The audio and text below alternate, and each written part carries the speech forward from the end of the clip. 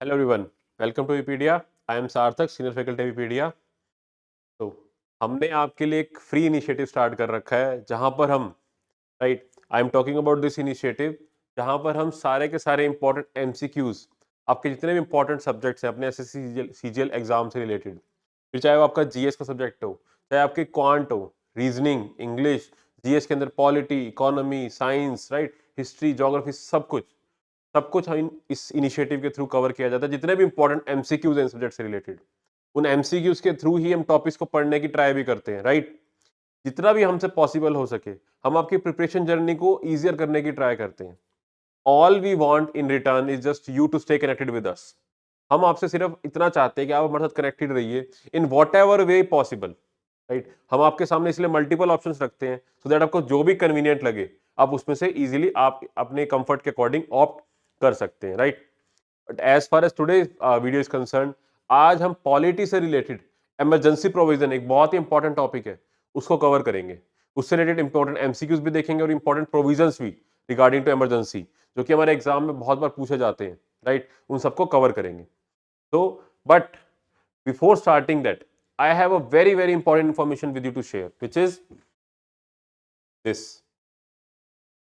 The SSC CGL complete course, right. अभी पीडिया आपके लिए पूरा का पूरा full length course SSC CGL exam के लिए आपके हमने लॉन्च कर रखा है। हमारे पोर्टल पे ये अवेलेबल है, जहां पर आपका सब कुछ कवर्ड होगा, राइट। इस एक कोर्स के अंदर ही you will be getting video lectures, right, PDFs, test series भी इसी के अंदर है, current affairs, everything. And the biggest thing जो इसके अंदर अवेलेबल है दैट इज मेंटरशिप। आपको फ्रीली इस कोर्स के अंदर इंक्लूडेड है मेंटरशिप अवेलेबल कराई जाएगी, बिकॉज मेंटरशिप बहुत ज्यादा इंपॉर्टेंट होती है आपके गवर्नमेंट एग्जाम्स के लिए, specially when I talk about an exam like SSC CGL, right, जहां पर इतना कंपटीशन है और आप उस कंपटीशन को फेस करने के चक्कर में बहुत बार अपने जो प्रिपरेशन जर्नी है उसमें डायरेक्शनलेस हो जाते हैं। तो मेंटरशिप आपको वहां हेल्प कर सकती है। हम आपको एक दे कैन इंश्योर कि आप मान लो किसी पर्टिकुलर टॉपिक पे तो स्टक नहीं है, एक ही टॉपिक को बार बार तो नहीं कर रहे, कहीं कुछ सिली मिस्टेक्स तो नहीं कर रहे, या जो इंपॉर्टेंट चीजें हैं उनको कवर भी कर रहे हैं नहीं कर रहे, रिवाइज कर रहे हैं नहीं कर रहे, या फिर कुछ भी आपको और भी कोई डाउट है कि प्रिपरेशन में टेंशन हो रही है, डर लग रहा है, स्ट्रेस हो रहा है, anything and everything under this exam, जो भी आपकी प्रॉब्लम होती है सब कुछ यहाँ पर सॉर्ट आउट किया जाता है।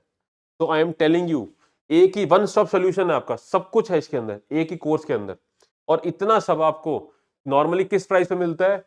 7500, which if you ask me is absolutely not at all, वो भी बहुत बजट अफोर्डेबल ही है। बट स्पेशली आपके लिए एक बहुत अच्छे ऑफर पे लॉन्च किया जा रहा है ये, विच इज 4999। 5000 ही पूरे चार्ज नहीं करे जा रहे आपसे, 4999 के अंदर आपको पूरा का पूरा कोर्स प्रोवाइड किया जा रहा है। And one one more thing, ये वाला जो कोर्स है आपका एसएससी के सीजीएल के अलावा जितने भी और एग्जाम्स होते हैं आपके, एमटीएस हो चाहे आपका सीएचएसएल हो, एनीथिंग, सबके लिए हेल्पफुल है। सब कुछ कवर कर सकते हो आप इस एक कोर्स के थ्रू ही, राइट। सो बहुत ही अफोर्ड अच्छा कोर्स है, you can definitely check it out. इसका रजिस्ट्रेशन लिंक आपको नीचे डिस्क्रिप्शन बॉक्स में मिल जाएगा। सपोर्ट नंबर पे कॉल करके कोई भी क्वेरी आप क्वेरी भी अपनी रिजॉल्व कर सकते हैं, राइट। नीचे नहीं तो कमेंट सेक्शन में भी आप टाइप करके हमसे पूछ सकते हैं, राइट। तो with this I have one little more information with you which can be very very crucial for you, which is this. एक व्हाट्सएप ग्रुप हमने आपके लिए क्रिएट कर रखा है, जिसका लिंक बाय द वे नीचे बायो में मिल जाएगा आपको। इस व्हाट्सएप ग्रुप के अंदर क्या अवेलेबल है, यहाँ पर आपको आपकी एग्जाम रिलेटेड कोई भी क्वेरी हो आप हमसे फ्रीली पूछ सकते हैं, because this WhatsApp group is absolutely free of cost, कोई चार्ज नहीं है इसका।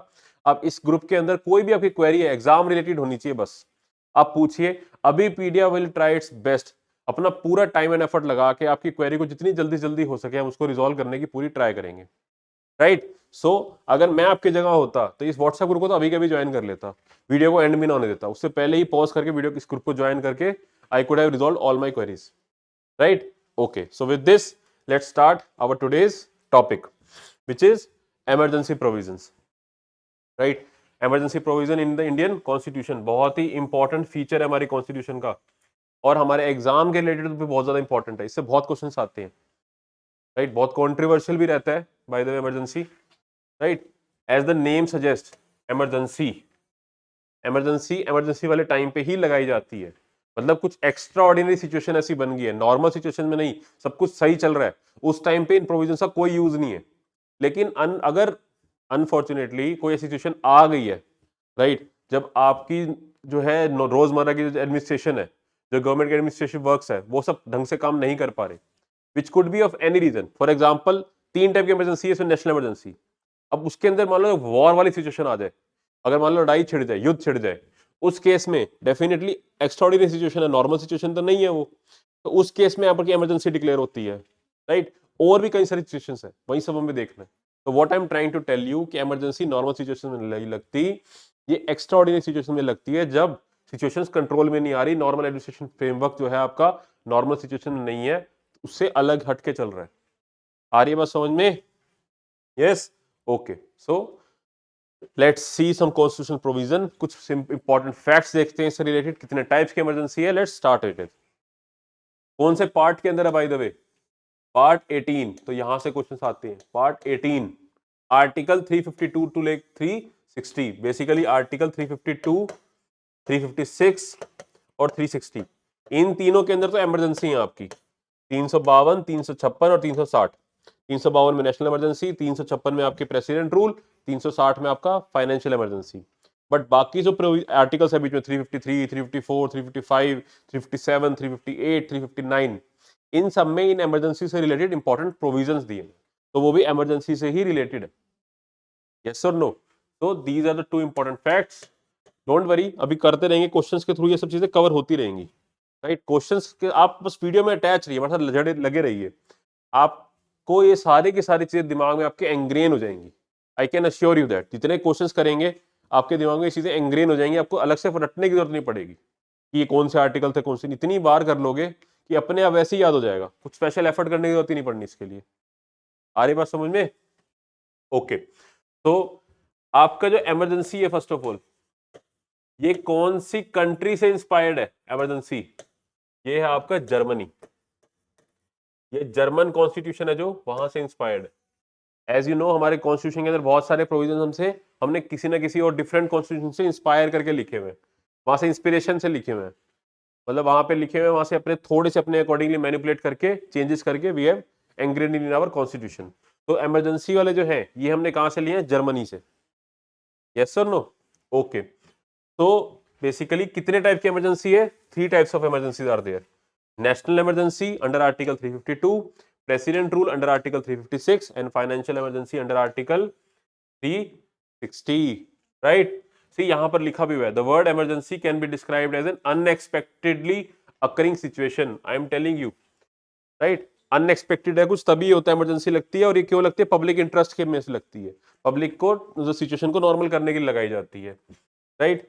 Okay, so let's C, these are the 3 types of emergency, again repeating: national emergency under article 352, president rule under article 356 and financial emergency under article 360।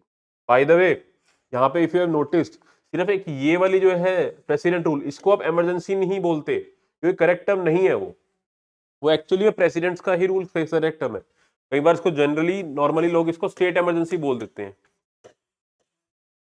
State emergency बोल देते हैं, but constitution के अंदर इसको स्टेट इमरजेंसी नहीं बोला गया, constitution के अंदर इसको प्रेसिडेंट रूल ही बोला गया है, तो आप इसको प्रेसिडेंट रूल ही मानोगे। स्टेट इमरजेंसी कॉन्स्टिट्यूशन के अंदर वर्ड नहीं है, right. State emergency word constitution के अंदर नहीं यूज किया हुआ, सिर्फ प्रेसिडेंट रूल यूज किया हुआ है, तो यू विल हैव टू से इट लाइक दैट ओनली। और नेशनल इमरजेंसी आर्टिकल 352 और फाइनेंशियल इमरजेंसी के लिए डेफिनेटली यूज यही वर्ड है, तो अकॉर्डिंगली यूज किया हुआ है। ओके, अगर हम नेशनल इमरजेंसी की बात करते हैं, नेशनल इमरजेंसी कौन कौन से 3 कंडीशन में लग सकती है? वॉर, एक्सटर्नल एग्रेशन या फिर आर्म्ड रिबेलियन। नेशनल इमरजेंसी लगती है बेसिकली 3 कंडीशन में आपकी, राइट। नेशनल इमरजेंसी लगेगी आपकी कब? 3 कंडीशन में। अगर आपकी वॉर वाली कंडीशन बन जाए, वॉर डिक्लेयर कर दी भाई, इंडिया पाकिस्तान ने वॉर डिक्लेयर ही कर दी है, एग्जाम्पल के लिए बता रहा हूं, राइट, तो उस केस में नेशनल इमरजेंसी लग सकती है। Second, external aggression. ये क्या चीज होती है? एक्सटर्नल एग्रेशन होती है कि किसी भी टाइम लड़ाई हो सकती है, अगर ऐसा कुछ लग रहा है, ऑफिशियली डिक्लेयर नहीं करा लेकिन चल रही है, कभी यहां से फायरिंग चल रही है, वहां से फायरिंग चल रही है, एक्सटर्नल एग्रेशन बहुत तेज चल रहा है, लेकिन ऑफिशियली डिक्लेयर नहीं किया अभी तक, तो किसी भी टाइम लेकिन वॉर हो सकती है, ऐसी सिचुएशन बन रही है, राइट, तो उस केस में भी हो सकती है, राइट। लॉजिकल भी है। अब क्या प्रेसिडेंट सिर्फ वेट करेगा वॉर डिक्लेयर हो मैं तो ही इमरजेंसी करूं, राइट, तो ही इमरजेंसी। लेकिन अगर वॉर सिचुएशन से पहले भी कि प्रिकॉशनरी भी इमरजेंसी डिक्लेयर करनी चाहिए कि नहीं करनी चाहिए? इमरजेंसी डिक्लेयर ही क्यों करी जाती है? बिकॉज अब सिचुएशन आ गई आपकी एक्स्ट्राऑर्डिनरी। तो उस केस में इमरजेंसी के टाइम पे होगा क्या, आपका जो फेडरल स्ट्रक्चर है, मतलब सेंटर और स्टेट, वो सब सेंटर स्टेट ना रह के सिर्फ यूनिटरी हो जाता है, मतलब सेंटर के हाथ में सब कुछ आता है। I am again repeating it, national emergency basically जो चीज है, मैं आपको उसके बारे में बता रहा हूँ कि नेशनल इमरजेंसी केस में होगा क्या, हमारा जो पूरा फेडरल स्ट्रक्चर है ना, वो चेंज हो जाता है। अब कुछ भी आपका सेंटर स्टेट नहीं है, सब कुछ सेंटर है, यूनिटरी है, एक ही चीज है, सब कुछ स्टेट के पास कुछ नहीं रहता, सारा कंट्रोल सेंटर अपने हाथ में लेता है, फिर चाहे वो लेजिस्लेचर हो या फिर आपके executive power, right, financial power हो, सब कुछ सेंटर के हाथ में आ जाता है। क्यों किया जाता है ऐसा? बिकॉज लॉजिकल है, अगर स्टेट के हाथ में दे दिया जाएगा एट टाइम, और तो उस टाइम पे मान लो वॉर वाली सिचुएशन है, बहुत ही ज्यादा क्रूशल सिचुएशन है, उस टाइम पे सारा कंट्रोल एक ही बंदे के हाथ में रहना चाहिए, सेंटर अपने हाथ में रखेगा। स्टेट के पास रखा तो कोऑर्डिनेट करने में बहुत दिक्कत होती है, बहुत टाइम लग सकता है, बहुत कुछ मिस कम्युनिकेशन भी हो सकती है, बहुत दिक्कत हो सकती है। दैट इज द रीजन, इस वजह से सब कुछ सेंटर अपने हाथ में ले लेता है, अपने अकॉर्डिंगली मैनिपुलेट कर सकता है, अपने आप को चीजें चला सकता है। आ रही बात समझ में? ओके। अब ये इमरजेंसी कब कब डिक्लेयर हो सकती है, दो बता दिए मैंने आपको, वॉर में, या तो वॉर डिक्लेयर हो जाए एक्सटर्नल एग्रेशन में, and the third one is, initially third one को लिखा हुआ था इंटरनल डिस्टर्बेंसेस, बट अमेंडमेंट के थ्रू इसको चेंज करके क्या नाम लिख दिया यहां पर, आर्म्ड रिबेलियन। आपकी जो ये पहली दोनों वाली केसेस है, अगर इनके बेसिस पे इमरजेंसी डिक्लेयर होती है तो इसको बोलते हैं एक्सटर्नल इमरजेंसी। अगर ये थर्ड वाले केस पे लगे, इसको बोलेंगे इंटरनल इमरजेंसी। क्यों बोलेंगे internal emergency? Because armed rebellion किसका हो रहा है, आपके जो डोमेस्टिक टेरिटरी के अंदर, लाइक सिविल वॉर सिचुएशन उठ जाए, लोग आपके जो नॉर्मल इंडियन सिटीजन है वही हथियार उठा के खड़े हो जाए सरकार के अगेंस्ट, तो उस केस में आर्म्ड रिबेलियन के बेसिस पे इंटरनल इमरजेंसी डिक्लेयर करी जा सकती है। आर्म्ड रिबेलियन होना चाहिए माइंडेड, पीसफुल नहीं होना चाहिए, तभी हथियार उठाए होने जरूरी है, तभी इंटरनल इमरजेंसी डिक्लेयर करी जा सकती है। इनिशियली यहाँ पर इंटरनल डिस्टर्बेंस की वर्ड था, जो कि 44th अमेंडमेंट से चेंज करके आर्म्ड रिबेलियन कर दिया गया था। इंदिरा गांधी जी ने जब इमरजेंसी लगाई थी वो इंटरनल डिस्टर्बेंस के बेस पे ही लगाई थी, तभी उसको सेफगार्ड करने के लिए चेंज करके आर्म्ड रिबेलियन कर दिया गया था, राइट। सो ये हो गया आपकी नेशनल इमरजेंसी। आ रही कि नहीं आ रही बात समझ में, यस और नो? तो ओके, सेकंड है अपना president rule, right, president rule overview देख रहे हैं एक बार तीनों चीजों का। प्रेसिडेंट रूल कब लगेगा? प्रेसिडेंट रूल का मतलब है कि सी आर्टिकल 356 है, there is an article called as 356। वो क्या कहता है? आर्टिकल 356 कहता है, लेट्स सी, आर्टिकल 356, 356 क्या, sorry 355, article 355 what is says, ये बोलता है कि it is a duty of the centre, ये सेंटर की ड्यूटी है कि टू चेक, टू कंफर्म कि स्टेट जो है वो एडमिनिस्ट्रेटिव फ्रेमवर्क, मतलब कॉन्स्टिट्यूशनल फ्रेमवर्क जो है उसके दायरे में रह के काम करे। मतलब सेंटर इंश्योर करे कि जो स्टेट है वो कॉन्स्टिट्यूशन को फॉलो करे, सही ढंग से चले, उसकी एडमिनिस्ट्रेटिव मशीनरी सही तरीके से चलनी चाहिए, ये सेंटर इंश्योर करेगा स्टेट के लिए, ये आर्टिकल 355 बोल रहा है। तो अगर, राइट, अगर और अगर ऐसा नहीं होता, अगर सेंटर को लगता है कि स्टेट जो है वो एडमिनिस्ट्रेटिव फ्रेमवर्क नहीं फॉलो कर रहा, in that case the centre can apply article 356 which is what, president rule. अगर सेंटर को लगता है कि स्टेट सही ढंग से कॉन्स्टिट्यूशन फ्रेमवर्क के अंडर काम नहीं कर रहा, तो सेंटर स्टेट को अपने अंडर ले लेगा, उस पर्टिकुलर स्टेट को प्रेसिडेंट रूल लगा देगा वहां पर कि वहां का एग्जीक्यूटिव हटाओ, अब प्रेसिडेंट साहब सीधा सेंटर हम रूल करेंगे, अब सब कुछ हमारे कंट्रोल में आ गया आपका, क्योंकि आप ढंग से काम नहीं कर रहे थे, हमारा काम था ये हमें इंश्योर करना था कि आप सही ढंग से काम करें, आपने सही ढंग से काम नहीं कर रहे, इसीलिए अब हम टेक ओवर कर रहे हैं। ये होता है आर्टिकल 356।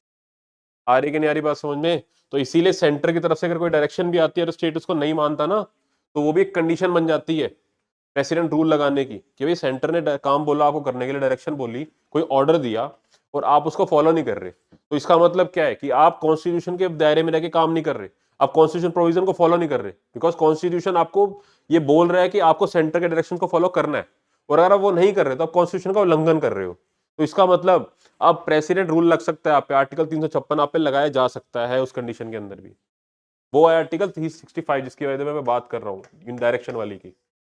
डोंट वरी, अभी आएगा ये सब भी, बट आई होप आपको चीजें ये समझ में आ रही होंगी इतनी कि 355 356 ये क्या चीजें हैं, प्रेसिडेंट रूल कब लगता है कब नहीं लगता। रटने की बजाय चीजों को थोड़ा समझो, तो डेफिनेटली आपको काफी सारे फैक्ट्स कम रटने पड़ेंगे और आज के आंसर करेक्ट निकलेंगे। लॉजिकली चीजों को समझोगे, थोड़ा समझ के चलोगे, रटने की बजाय थोड़ा कम जोर दोगे, तो चीजें आपके लिए इजी ही होंगी, टफ नहीं होंगी। एक बार ही समझने में टाइम लगता है, बट जैसी समझ में आ जाता है चीजें बहुत इजी हो जाती हैं। आ रही है बात समझ में? ओके, तो this is president rule. See article 356 due to failure of constitution machinery in the states, इसीलिए बोला जाता है ये कि वहां पे कॉन्स्टिट्यूशन मशीनरी का फेलियर हो जाएगा स्टेट्स के अंदर, right? Okay, then the third one is the financial emergency under article 360। ये सबसे इजी है, नाम से समझ में आ रहा है कि भाई इंडिया के जो फाइनेंसेस हैं अगर वो कंट्रोल में ना रहे, मतलब बहुत ज्यादा क्रेडिट बढ़ जाए या किसी पार्ट ऑफ इंडिया, पूरी इंडिया के अंदर ना आके किसी पर्टिकुलर रीजन के अंदर बहुत ज्यादा क्रेडिट बढ़ गया है, बहुत ज्यादा loan take over, financial situation बिगड़ गई है, अगर कंट्री की फाइनेंशियल सिचुएशन बिगड़ जाए, सही ढंग से नहीं चले, उस केस में क्या लगती है आपकी? Simple financial emergency, that's it. और उस केस में डेफिनेटली होगा क्या इफेक्ट उसका? सारे के सारे जो फाइनेंसेस हैं आपके स्टेट के, सब कुछ सेंटर के कंट्रोल में आ जाता है। ये काम होता है इसके अंदर, राइट? आई होप यहां तक चीजें समझ में आई होंगी। ओके, तो अब national emergency can be declared on the basis of war, external aggression और armed rebellion. The constitution employs expression, see this is also important, the constitution employs expression proclamation of emergency to denote the emergency of this type. ये क्या लिखा हुआ है constitution के अंदर ना? जो तीन इमरजेंसी हमने देखी, ये तीन इमरजेंसी हमारे सामने है कॉन्स्टिट्यूशन के अंदर, सिर्फ और सिर्फ इसके लिए नेशनल इमरजेंसी जो है आर्टिकल 352 के अंदर, इसके लिए क्या वर्ड यूज किया हुआ है? Proclamation of emergency, only for this, proclamation of emergency, बाकियों के लिए नहीं कर रखा। क्यों किया हुआ है? इसके हिस्टोरिकल रीजंस है, बिकॉज हमारी जो कॉन्स्टिट्यूशन है वो बहुत ज्यादा ब्रिटेन से इंस्पायर्ड है, राइट? बहुत ज्यादा ब्रिटेन से इंस्पायर्ड है। और ब्रिटेन के अंदर क्या होता था, राजा जब होते थे, राइट, राजा वाले टाइम पे उनको जब ऐसा कुछ करना होता था, कुछ वॉर डिक्लेयर करनी होती थी किसी पे, या किसी और कंट्री, किसी और राजा ने उन पे वॉर डिक्लेयर कर दी होती, कर दी, तो फिर अकॉर्डिंगली वो क्या करते थे, अपनी जो प्रजा होती थी उनके सामने एक चार्टर लेके जाते थे, उनके नाम पे कोई नोबल जाता था, चार्टर को पढ़ता था, उसको बोलते थे प्रोक्लेमेशन, प्रोक्लेमेशन ऑफ वॉर या प्रोक्लेमेशन ऑफ इमरजेंसी टाइप। वहीं से इंस्पायर होकर हमने ये वर्ड लिखा हुआ है। आ रही बात समझ में? तो आपको क्या ध्यान रखना है कि कॉन्स्टिट्यूशन के अंदर जो वर्ड प्रोक्लेमेशन ऑफ इमरजेंसी कहां यूज हुआ है? आर्टिकल 352 के अंदर, that's it. You need to remember this thing only, कि proclamation of emergency under article 352 only. Yes और नो? आ रही है कि नहीं आ रही बात समझ में? आई होप चीजें समझ में आ रही होंगी, राइट? ओके, तो मैंने पूरी की पूरी इमरजेंसी आपके लिए इस एक टेबल के ऊपर डिफाइन कर दी है, ये एक टेबल के अंदर सब कुछ डिफाइन कर दिया यहाँ पर मैंने बेसिकली आपको। तो let's take one by one, जितना कवर कर सकते हैं, राइट? ओके, तो पहले देखते हैं हम नेशनल इमरजेंसी। सी नेशनल इमरजेंसी, आपको bye the way last point पे ये पूरा टेबल, बस एक बार ये टेबल याद करना है, दैट्स इट। इसके अंदर आपका सारा क्वेश्चन यहीं से हो जाएंगे, इमरजेंसी से सारे के सारे क्वेश्चन इसी टेबल से आएंगे आपके। ओके, सो सबसे पहला ग्राउंड्स ऑफ डिक्लेरेशन, हम बात कर रहे हैं आर्टिकल 352 की, दैट इज नेशनल इमरजेंसी। तो नेशनल इमरजेंसी के ग्राउंड्स क्या होते हैं डिक्लेरेशन के? राइट, एक्सटर्नल एग्रेशन और आर्म्ड रिबेलियन, यहाँ पे वॉर भी आएगा bye the way, war, external aggression और आर्म्ड रिबेलियन, तीन केस देख लिए हमने, यस और नो? Right, okay. अब आर्टिकल प्रेसिडेंट रूल की अगर हम बात करें, तो प्रेसिडेंट रूल के अंदर क्या होगा आपका? बाय द वे ये दो आर्टिकल देखे अभी हमने, 356 और 365, यस और नो? तो ग्राउंड्स ऑफ डिक्लेरेशन, अगर कॉन्स्टिट्यूशनल मशीनरी फेल हो जाए कहां पर? स्टेट्स के अंदर। और फाइनेंशियल इमरजेंसी आर्टिकल 360, इसके क्या होंगे? The threat to financial stability और क्रेडिट ऑफ इंडिया, अगर फाइनेंशियल क्रेडिट स्टेबिलिटी नहीं है, राइट, उस केस में लगेगी ना फाइनेंशियल इमरजेंसी, राइट? तो तीन ग्राउंड्स हैं उसके। ओके, अब बात आती है इंपॉर्टेंट पार्लियामेंट्री अप्रूवल की। लेट्स सी, इसको देखते हैं एक बार, इसको समझते हैं। पहले आते हैं हम आर्टिकल 352 मतलब नेशनल इमरजेंसी के ऊपर। नेशनल इमरजेंसी को अगर डिक्लेयर करना हो तो कैसे होती है, उसका क्या प्रोविजन होता है? प्रेसिडेंट साहब, right, first of all president साहब करेंगे क्या? Proclamation. Okay, by the way जो प्रोक्लेमेशन होएगी, क्या प्रेसिडेंट अपनी मर्जी से करेगा? No, not at all. ये कैसे होती है? प्रेसिडेंट साहब करते हैं ऑन द, स्पेशली सिर्फ इस केस में है, ये बहुत इंपॉर्टेंट है, ध्यान देना, ऑन द रिटन रिकमेंडेशन, मतलब लिखित में, recommendation of cabinet and not council of minister, specially word यहां पे यूज किया हुआ है कैबिनेट, ये वाला जो प्रोविजन है ना, ये 44th अमेंडमेंट से ऐड किया गया था स्पेशली, पहले नहीं होता था ये, राइट। ओके, आगे नहीं बात समझ में, ये आई होप यहां तक समझ में आया होगा। उसके बाद ठीक है, अब प्रेसिडेंट साहब ने कर दिया प्रोक्लेमेशन, तो क्या डिक्लेयर हो जाएगी? नो, अभी इस प्रोक्लेमेशन के लिए को चाहिए होगा पार्लियामेंट्री अप्रूवल। अगर पार्लियामेंट इसको अप्रूव करेगा तभी लगेगा। अब पार्लियामेंट्री अप्रूवल का मतलब है क्या? पार्लियामेंट वर्ड यूज किया, इसका मतलब दोनों घर, आपके लोकसभा भी, दोनों के दोनों सदन, Lok Sabha as well as Rajya Sabha, both, दोनों का अप्रूवल लगेगा यहां पर। एंड वो भी किससे? स्पेशल मेजोरिटी से। दोनों के दोनों हाउस, लोकसभा भी राज्यसभा, इंडिविजुअली दोनों के अंदर, लोकसभा में स्पेशल मेजोरिटी, राज्यसभा में स्पेशल मेजोरिटी। और ये स्पेशल मेजोरिटी भी कितने टाइम के अंदर? विद इन 1 मंथ, 1 महीने के अंदर अंदर अगर लोकसभा से पास करवाना पड़ेगा उनको ये resolution with special majority bye both the houses. अगर ऐसा होगा, only in that case, right, only in that case it the आपकी जो नेशनल इमरजेंसी है वो लागू हो जाएगी, वो प्रोक्लेम हो जाएगी, इंप्लीमेंट हो जाएगी, राइट। आई होप यहां तक समझ में आया होगा कैसे लगनी है। यस और no? So this is it. तो parliamentary approval must be approved by both the houses of the parliament and that is by special majority. ठीक है, ठीक है, वो आगे लिखा हुआ है बाय द वे, दोनों के दोनों हाउसेस से पास कराना पड़ेगा, राइट। ओके, अगर हम प्रेसिडेंट रूल की बात करें, तो प्रेसिडेंट रूल के केस में भी क्या होगा, राइट, इसमें भी प्रेसिडेंट बोलते हैं, प्रेसिडेंट साहब बोलते हैं प्रेसिडेंट रूल लगाने हैं, और इस प्रेसिडेंट रूल के जो प्रोक्लेमेशन है इसको भी दोनों के दोनों हाउसेस से पास कराना पड़ता है, प्रेसिडेंट रूल वाले केस में भी, right. That too by what? That by simple majority, अभी आएगा आगे, ठीक है। और फाइनेंशियल इमरजेंसी केस में भी दोनों हाउस अप्रूव करेंगे, लेकिन इन तीनों में डिफरेंस है क्या? मेजोरिटी का।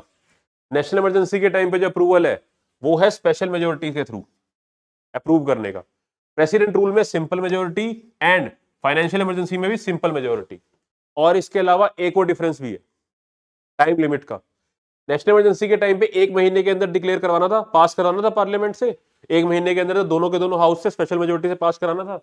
बट प्रेसिडेंट रूल के केस में सिंपल मेजोरिटी से, और वो भी 2 महीने के अंदर, राइट, 2 मंथ्स। प्रेसिडेंट रूल के लिए 2 महीने का टाइम दिया हुआ है कि भाई 2 महीने ले लो, पास करवाओ। और फाइनेंशियल इमरजेंसी केस में भी 2 months, and that too by simple majority. तो प्रेसिडेंट रूल और फाइनेंशियल इमरजेंसी का सिमिलर है, नेशनल इमरजेंसी का थोड़ा डिफरेंट है, ये याद रखेंगे ऐसे। यहीं से क्वेश्चंस आते हैं माइंड यू, इसीलिए बहुत इंपॉर्टेंट हो जाता है, राइट। नेशनल इमरजेंसी में 1 मंथ, यहाँ पे 2 मंथ्स हैं आपके। Okay, all right. अच्छा, अब उसके बाद एक बार लगा दी, उसके बाद क्या होगा? कंटिन्यूएशन का क्या प्रोसीजर है आपका, राइट, कंटिन्यूएशन का क्या प्रोसीजर है? तो जब नेशनल इमरजेंसी एक बार लग जाए, राइट, वंस अप्रूव, तो वो कितने टाइम के लिए कंटिन्यू रहेगी? 6 महीने, इंडेफिनेटली 6 मंथ, 6 महीने तक चलती रहेगी वो, कोई रोक टोक नहीं है। बट 6 महीने के बाद फिर से क्या करवाना पड़ेगा आपको? पार्लियामेंट्री अप्रूवल लेना पड़ेगा। कंटिन्यू करवानी है अगर सरकार को, अगर सेंट्रल गवर्नमेंट को कंटिन्यू करानी है, तो पार्लियामेंट का फिर से क्या लेना पड़ेगा? वही अप्रूवल, वही सेम प्रोसीजर, दोनों हाउस, लोकसभा राज्यसभा, दोनों से 1 महीने के अंदर अंदर बाई स्पेशल मेजोरिटी। अगर फिर से अप्रूव हो जाएगा, फिर से ये 6 महीने चलता रहेगा, फिर 6 महीने पूरे हो गए, फिर से ये चलता रहेगा, ये चलती रहेगी साइकिल, कोई चक्कर नहीं है। 6 6 महीने तक कंटिन्यू करा सकते हो आप इसको।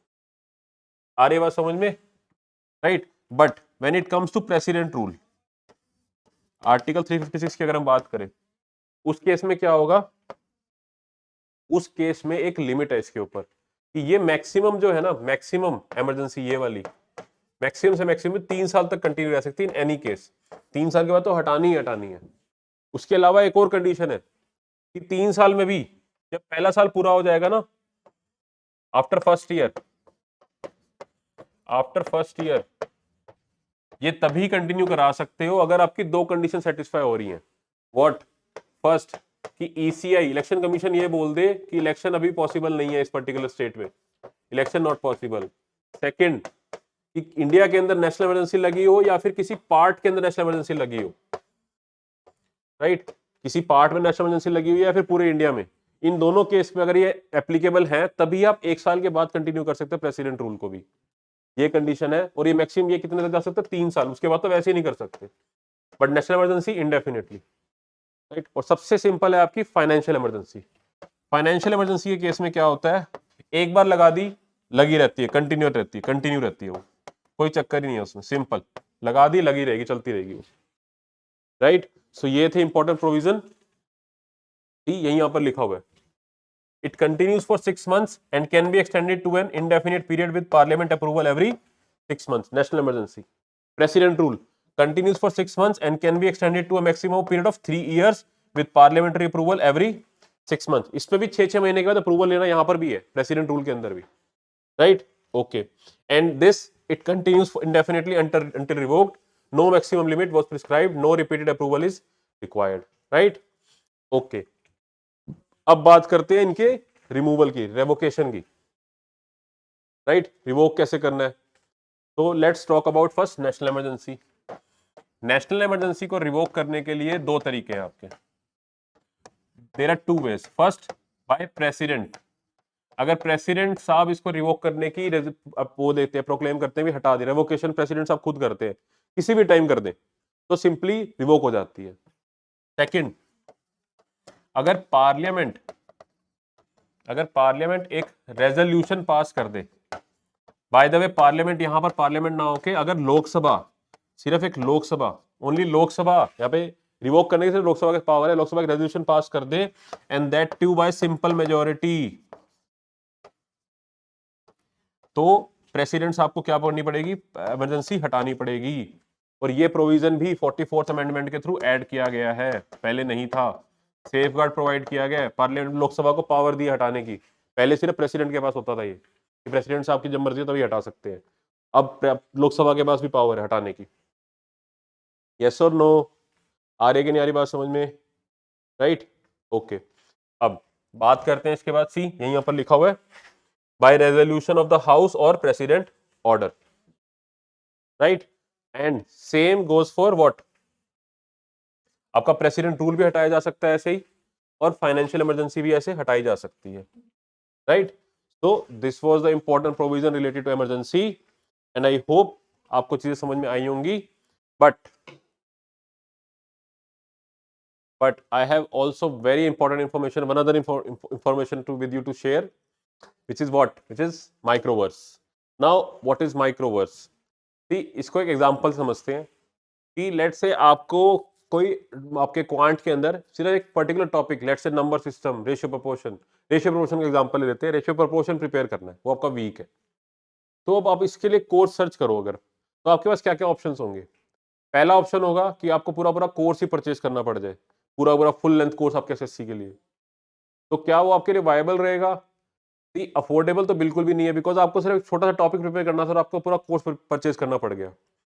तो इसके अलावा अगर आपको सेकंड ऑप्शन दिया जाए कि आप सिर्फ क्वांट का मॉड्यूल परचेज कर लो, तो डेफिनेटली पहले से तो बेटर ही है कि आपको सिर्फ क्वांट का मॉड्यूल परचेज करना है, अफोर्डेबल भी है थोड़ा, उससे कम प्राइस में मिल जाएगा आपको, राइट। डेफिनेटली फर्स्ट से बेटर है, but what if I tell you there is a third option which is even better than that, कि आपको क्वांट का मॉड्यूल परचेज करने की जरूरत भी नहीं है, आपको सिर्फ उस पर्टिकुलर टॉपिक के लिए पेमेंट करनी है, और उसको आप टॉपिक के लिए पेमेंट कीजिए, प्रिपेयर कीजिए, अपनी प्रिपरेशन को कंप्लीट कीजिए। तो this is what micro course is all about. ये अभिपीडिया का एक बहुत ही इनोवेटिव इनोवेशन है, बहुत ही ज्यादा अफोर्डेबल है आपके लिए, राइट, जहां पर हम आपको पर्टिकुलर टॉपिक्स की पेमेंट के लिए अलाउ करते हैं कि आप सिर्फ एक पर्टिकुलर टॉपिक के लिए पेमेंट कीजिए, फिर चाहे वो क्वांट का हो, जीएस का हो, सारे के सारे सब्जेक्ट्स के सारे के सारे टॉपिक्स अवेलेबल है, राइट। उसको परचेज कीजिए, प्रिपरेशन को कंप्लीट कीजिए, राइट, और अपनी ऑफिसर बनने की जर्नी को सक्सेसफुल बनाइए, right. So now I will show you how to access this micro course. Okay, so for that log in to Abhipedia website, abhipedia.com पे जाएं। Now from here choose exam, scroll down, choose SSC CGL exam, right. Now scroll down, see here microverse, right, यहां पर जाएं, mobile number enter करें, OTP वगैरह आएगा, enter that. Now see here these are the topics, let's see, let's go to quant, just for an example. जैसे आप quant में जाएंगे, ये सारे कोर्सेज आपके सामने ओपन हो जाएंगे, mixture alligation, number system, everything, सारे के सारे टॉपिक्स ऐसे आपके सामने अवेलेबल है, right. So with this I wish you good luck for your future endeavours, until our next video, take care and bye bye, thank you।